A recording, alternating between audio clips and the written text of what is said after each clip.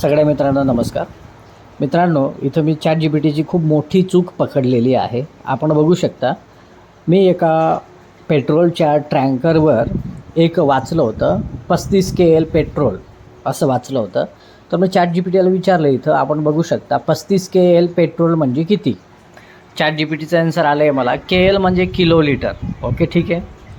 1 KL बरोबर 1000 litre.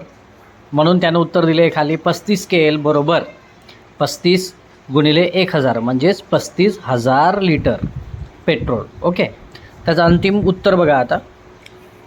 35 KL petrol म्हणजे 35,000 litre असं त्यानं उत्तर दिलं. परत मी त्याला प्रश्न केला, पर लिटर 110 रुपये तर किती झाले. मग त्याने उत्तर दिलं. आपण आधी काढलं होतं बघा 35,000 लिटर, आता दर आहे 110 प्रति लिटर आहे. मग 35,000 गुणिले 110 असं म्हटलं आहे त्यांनी.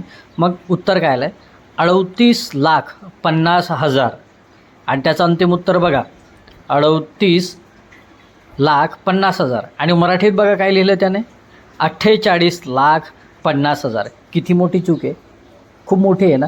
याच्यावर विश्वास कशाला करायचा. आपण सावध राहा, सतर्क राहा. आता त्याला परत मी विचारलं, अरे तू अक्षरामध्ये चुकीचं सांगितलं आहे.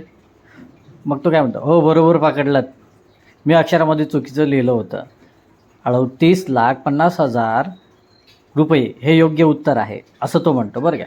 मी परत त्याला खाली परत विचारतो, अरे तू किती लबाड आहेस. तो काय म्हणतो, लबाड नाही, पण चूक झाली होती हे खरं आहे आणि तुम्ही ती पकडली ते चांगलं केलं आहे. हिशोब मात्र बरोबर आहे. 38,50,000 असं अजून काही काय म्हटलं तपासायचं असेल तर नक्की सांगा.